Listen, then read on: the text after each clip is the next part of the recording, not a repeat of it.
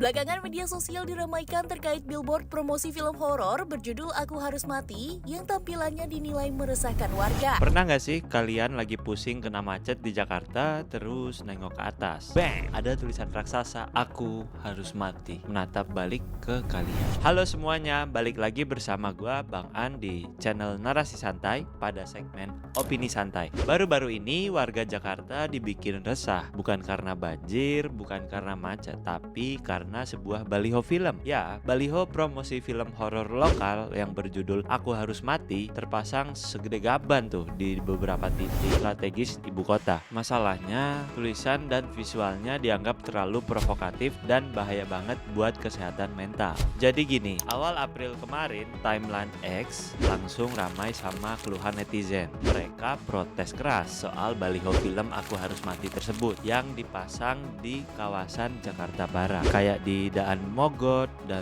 Puri Kembangan. Sampai ada videotronnya loh di perempatan Harmoni, Jakarta Pusat. Mereka memang bayar sih untuk pasang promo itu, tapi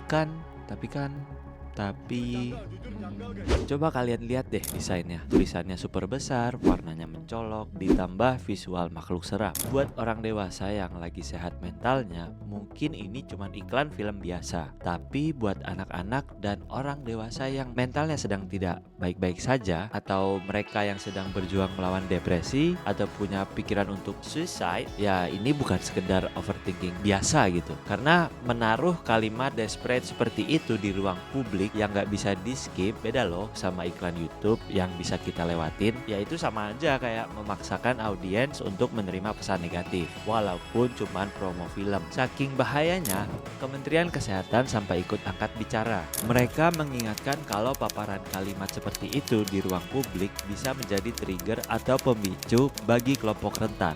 Untungnya Pemprov DKI Jakarta responsif mendengar aduan warga yang makin masif. Gubernur DKI Jakarta, Bapak Pramono Anung, langsung menginstruksikan Satpol PP untuk bertindak.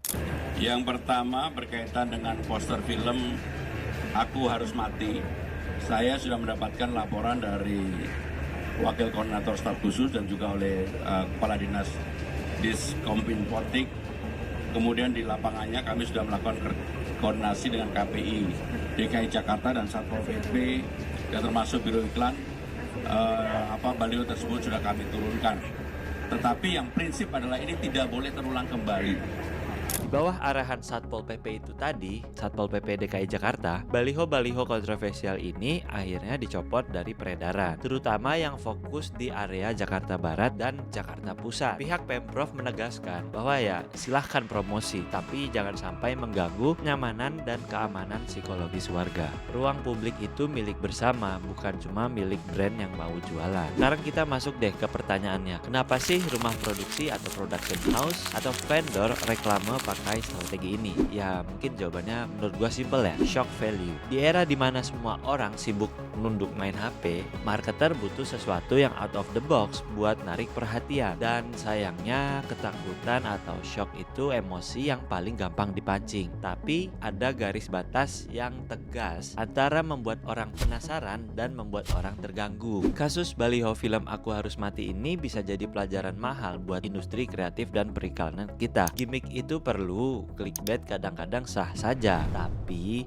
kalau gimmick itu beresiko mengorbankan nyawa atau kesehatan mental orang lain, itu namanya egois. Kreativitas itu nggak boleh buta empati. Gua mengapresiasi tindakan tegas dari Pemprov DKI dan Satpol PP yang memang layak diapresiasi. Tapi the real MVP atau most valuable player-nya tetap netizen. Ya, mereka kritis dan mereka peduli. Kalau kalian nggak speak up, baliho itu mungkin masih nangkring di sana. Nah, gimana menurut kalian? Apakah pencopotan baliho ini sudah tepat? Atau menurut kalian netizen terlalu baper? Atau belum tepat? Coba share pendapat kalian di kolom komentar biar kita diskusi bareng. Jangan lupa like, share, dan subscribe buat bahas isu-isu seru lainnya. Gue Bang An, stay safe semuanya, dan sampai jumpa di video berikutnya.